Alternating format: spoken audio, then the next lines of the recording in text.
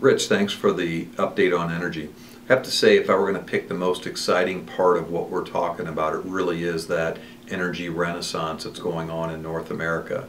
If you liken it to history, you'd have to go back to the robber baron period to be able to see the dynamics of what kind of an effect energy is having on a given economy. As I shift gears and think about 2014, and we talk about the theme of chess and early game, mid game, late game, the United States, I think the biggest challenge for it is because the central bank's going to be tapering. Is the U.S. economy stable enough to be able to handle what I'll classify as less stimulus? There's still going to be a favorable monetary policy. It's not going to be constraining, but is the economy really stable enough to handle that?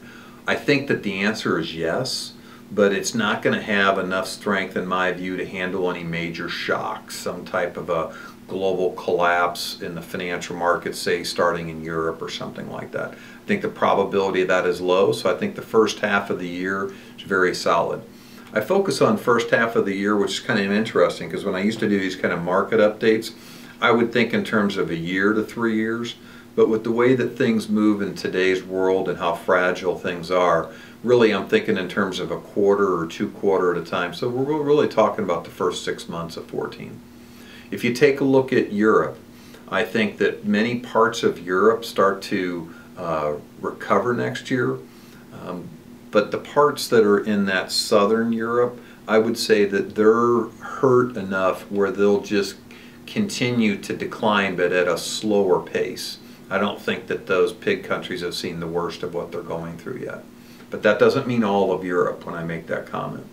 And then when I look at Japan, Japan's pretty exciting in that when I think in terms of their central bank is still in early stage of their chess game. So they're still providing an enormous amount of stimulus, which is really helping fight their deflation and create inflation. Everything that they're doing so far is doing what it needs to do. And so I think that's very exciting for Japan. China, when I think in terms of China, I think that they are the main source of growth economically throughout the world. I think that continues, but I think that the rate of their growth, because they're now the second largest economy in the world, is going to continue to displease financial markets who are wanting them to grow at 8 to 12%. I just don't think an economy that size is going to have sustainability to be able to grow at that level. The real risk, as I see it, is when you go to the small emerging markets, Turkey, Bangladesh, Indonesia. I think they'll have continued problems because there's strikes where you'll see labor unions forming, fighting for higher wages, and they don't really have the stability to be able to handle that because on a dime, an institution can move from Bangladesh and go to Vietnam. And even though you're talking about small incremental price increases, they can go and get cheaper labor somewhere else. So I think you're going to have a lot of problems in those lower tier emerging markets as they struggle to find their own way. That coupled with issues of money leaving those countries and coming back to the United States because of tightening monetary policy. In all, I think you could summarize 2014, that first half, and you could say that it's a continuation of what's happened in the third and fourth quarter of 2013. When I transform that into asset classes, I would have to say that I think the riskier assets continue to do well.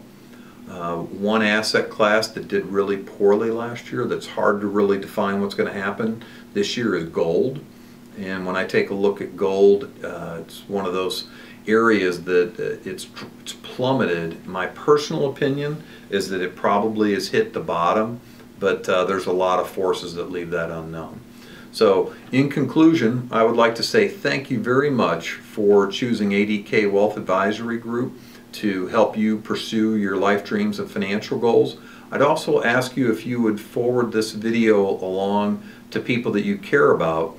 And a best way to do that, if they'd like to be able to be added in the future to this, is to like us on Facebook or connect with us on LinkedIn. On that, we'll bid you farewell to the end of quarter one. Thank you.